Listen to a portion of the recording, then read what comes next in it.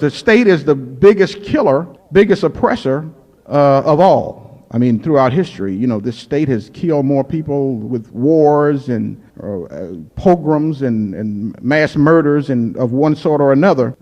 You can just point to it at any time in history, and you can see where these criminals have actually perpetrated their acts of violence. So from my standpoint, and the things I put in Anarchism and the Black Revolution, and I wrote that when I was in 1979 when I was in a control unit in Marion.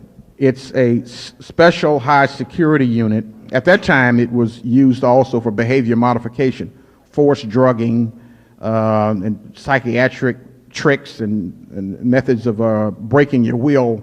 There had been 10 people killed in that unit, and numerous people driven insane.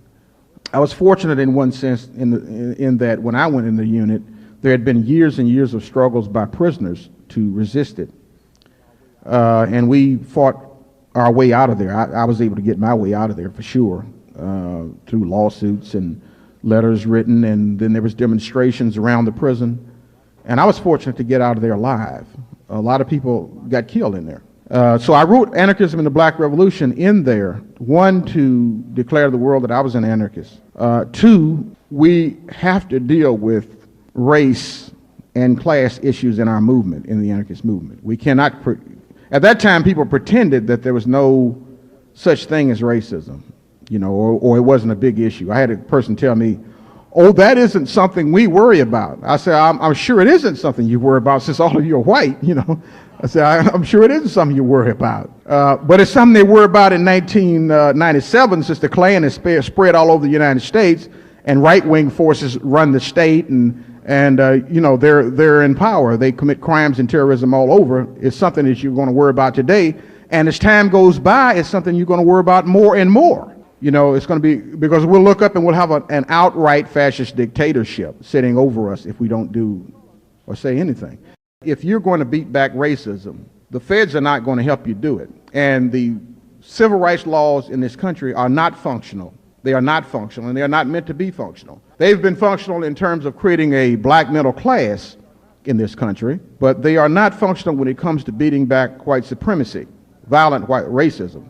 They're not functional for that. That requires a mass movement, and that's what we've been doing in the South.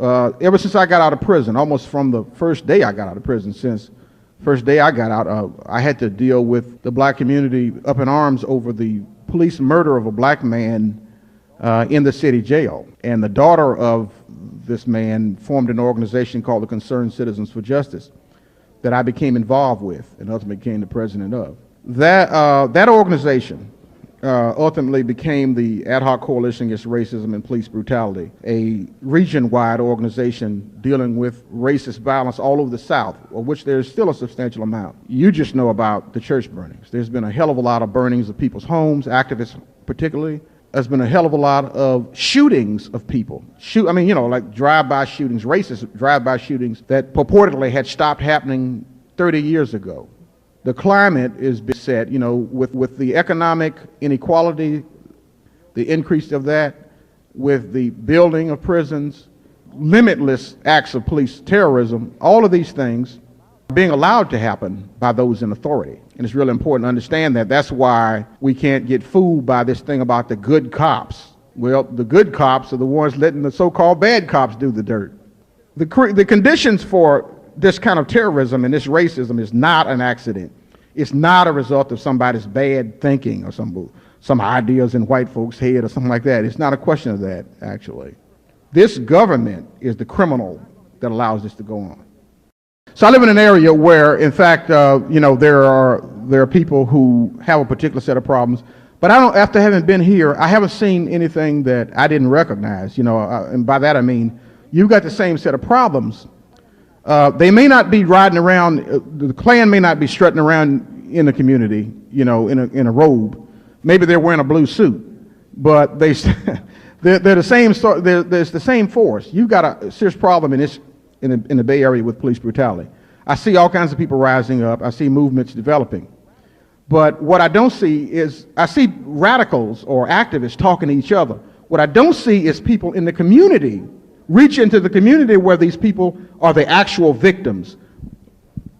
Malcolm X said, if you want action, I said, you got to wake the people up. And then I'll say, not only do you have to wake the people up, you got to get over there and help them mobilize and build autonomous formations in their communities. Anarchism is not going to go by some wind or just some belief, or somebody's just going to one day wake up and say, oh, I'm an anarchist. It's not going to happen like that. You have to work, you have to talk to people, you have to, spread ideas. That's what you have to do. And you can't be satisfied just to look around and see people look like you when there's a city which is diverse as this one is. I think that's a cop-out. I think that's a damn sellout. So I really think it's a responsibility on us to get up and do something about that. There's not going to be any reforms. One thing that was proven by the civil rights period and is being proven now, we're not going to get the kind of reforms to do away with racism under this system. It's not going to happen. This system has to be toppled, dismantled, and destroyed. Thank you very much.